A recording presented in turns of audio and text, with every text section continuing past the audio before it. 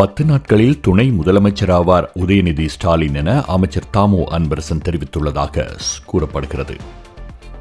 திமுக பவளவிழா பொதுக்கூட்டம் எதிர்வரும் 28ஆம் தேதி காஞ்சிபுரத்தில் உள்ள பச்சையப்பன் ஆண்கள் கல்லூரி திடலில் இடம்பெறுகிறது. திராவிட முன்னேற்றக் கழக பவளவிழா பொதுக்கூட்டம் குறித்த முக்கிய நிர்வாகிகளுடனான ஆலோசனைக் கூட்டம் சென்னை அண்ணா அறிவாலயத்தில் இடம்பெற்றது. முதலமைச்சரும் திமுக தலைவருமான மு.க.ஸ்டாலின் தலைமையில் நடந்த இந்த ஆலோசனைக் கூட்டத்தில் அமைச்சர்கள் துரைமுருகன், ஏவா வேலு, க. பொன்முடி, சாத்தூர் ராமச்சந்திரன் மற்றும் முக்கிய நபர்கள் பங்கேற்றனர்.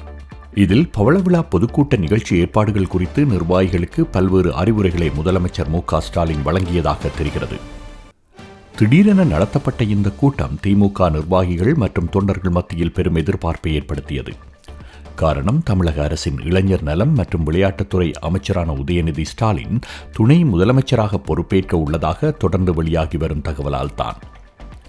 சமீபத்தில் சென்னையில் நடந்த திமுக பவள விழாவில் பேசிய முன்னாள் மத்திய இணை மந்திரி எஸ். பழனிமாணிக்கம் அமைச்சர் உதயநிதி ஸ்டாலினை துணை முதலமைச்சராக அறிவிக்க வேண்டும் என கோரிக்கை விடுத்தார். இதையடுத்து திராவிட முன்னேற்றக் கழகத்தில் மீண்டும் இந்த பேச்சு எழத் தொடங்கியது. இதையடுத்து சென்னை கோட்டூர்புரத்தில் ஒரு நிகழ்ச்சியில் கலந்து கொண்ட அமைச்சர் உதயநிதி, எனக்கு துணை முதலமைச்சர் பதவி கொடுப்பது பற்றி முதலமைச்சர் மு.க.ஸ்டாலின் உரிய முடிவு எடுப்பார் என்று கூறினார். இந்நிலையில் காஞ்சிபுரத்தில் அமைச்சர் தாமோ அன்பரசன் செய்தியாளர்களுக்கு பேட்டியளித்தார். அப்போது இந்த தகவல்களை அவர் தெரிவித்தார். அடுத்த 10 நாட்களில் அமைச்சர் உதயநிதி துணை முதலமைச்சராக அறிவிக்கப்படுவார். நாளை கூட இந்த அறிவிப்பு வெளியாகலாம் அல்லது இன்னும் ஓரிரு நாட்களில் அறிவிப்பு வெளியாகும் எனவும் அவர் தெரிவித்திருக்கின்றார்.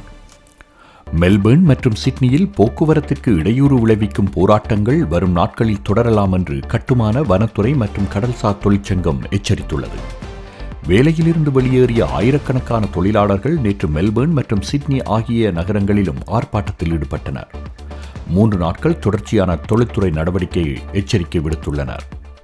கட்டுமானம், வனவியல் மற்றும் கடல்சார் தொழிலாளர்கள் சங்கத்தை தன்னார்வ நிர்வாகத்தில் சேர்க்கும் அரசாங்கத்தின் முடிவை எதிர்த்து நேற்று சுமார் 30,000 எதிர்ப்பாளர்கள் வந்ததாக காவல்துறை மதிப்பிட்டுள்ளது. மெல்பர்னில் நடைபெற்ற பேரணி அமைதியான முறையில் நடைபெற்றதாகவும் அதன் முடிவிற்குள் 72 மணித்தியாலங்கள் வேலைநிறுத்தம் செய்யப்போவதாக மின்வாரிய தொழிற்சங்கம் அரசாங்கத்திடம் வலியுறுத்தியுள்ளது. முற்பகல் 11 மணிக்கு ஆரம்பமான இந்த போராட்டம் காரணமாக மெல்பர்ன் நகரின் விக்டோரியா வீதி, லாய்க்கன் வீதி, ரசல் வீதி உள்ளிட்ட வர்த்தக மண்டபத்தை சுற்றியுள்ள பல வீதிகள் மூடப்பட்டன.